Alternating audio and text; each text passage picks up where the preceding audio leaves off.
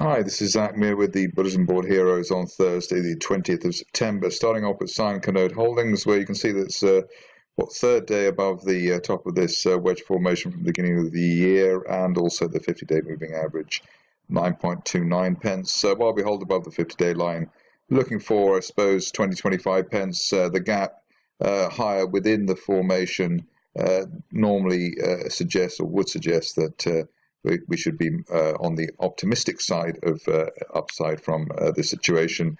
Obviously, if you're cautious, you might wait for a weekly close above the 200-day line, but it looks as though enough has been done here for the shares to retest the December resistance area.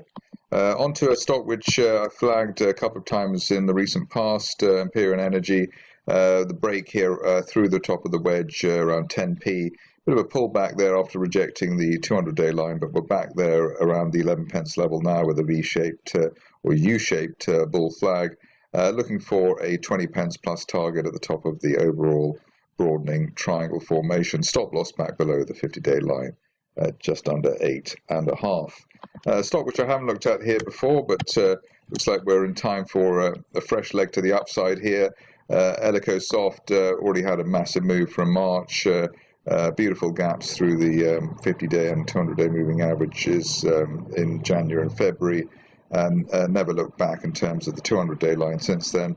And the such situation now is we're breaking this triangle formation from June, normally around 85 pence, and while we're above that, looking for the 110 pence level, which is the top of the rising trend channel from March. I suppose you could stretch the stop loss back below the 50-day line at 82 pence in the situation. So decent risk reward here shaping up for Elecosoft.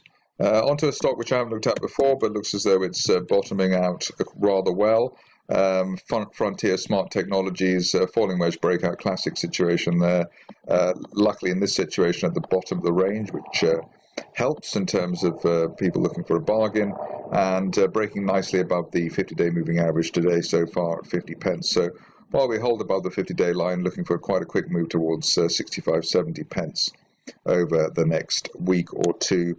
Stop loss really back below, I suppose, 45, which was the low of yesterday.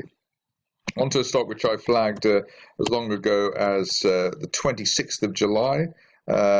Since then, you can see that there was a attempt at a breakout there through 1.5 pence, but the shares then went into a sideways consolidation. Nice gap up today, and looking for the big target here around 2.3 pence, which would be the top of that rising 2018 price channel. This stage only back below 1.5, really suggesting this is just a flash in the pan gap to the upside. Stock which is looking very good, and maybe might be worth linking to the gold price as well, which is looking rather more healthy at the moment.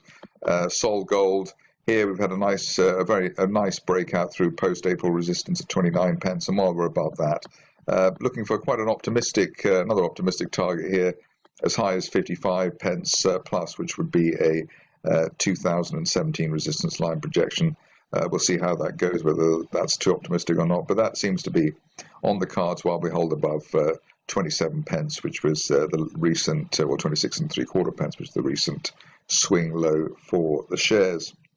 Just finishing off with an old favourite, maybe not quite such a favourite after the pullback from the 50-day line over the last week or so.